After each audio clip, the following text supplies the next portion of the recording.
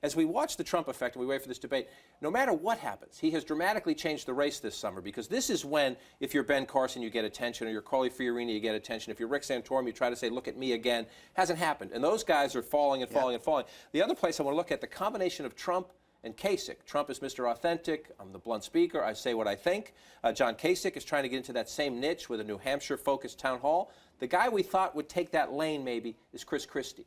The governor of New Jersey, who was starting to rise. A couple months ago, you're getting good reviews in New Hampshire. Now, his numbers are pretty flat. He's at 4% in New Hampshire. Kasich almost double him. Listen to Chris Christie yesterday when a voter asked him about Donald Trump. Chris Christie trying to make the case saying, Trump's interesting, Trump has appeal, but he can't do the job.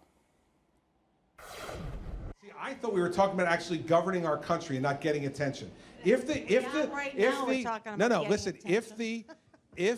the goal here is to find the person to be president of the United States who can get the most attention, he's going to win hands down. If it is the person who can most effectively govern our nation and deal with the world, I'd suggest to you that I'm in this race because I think I'd be better at it than he would. Interesting. Can he make that case to voters who, again, some of them don't view government as a good thing, number one. The conservatives, they think there's too much government. Number two, they've been told this, give us a Republican House, give us a Republican Senate, and we will govern your way. And they simply don't think their leaders are responding to their concerns.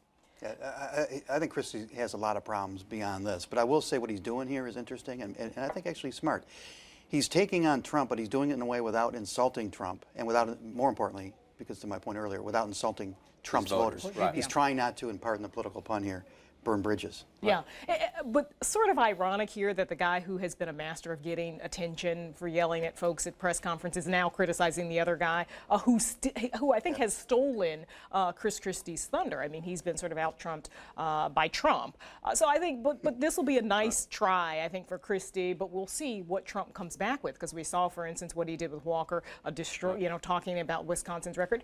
And to be fair, I mean, Christie doesn't have a great record in New Jersey if you start, sort of digging into. And don't you think Kasich is coming after Christie's spot now? Yeah, I think that, again, that we're using these traffic metaphors, and I hate to do that. Sorry, Governor Christie, but it is what it is. That's great. That Kasich and Trump are kind of blocking the Christie lane, if you will. But it's early. It's in the summertime. We're going to see what happens. We're going to have most likely Christie and Kasich, perhaps. Kasich's on the bubble in the national debate stage. Very interesting to watch. A week away from the first debate of this one.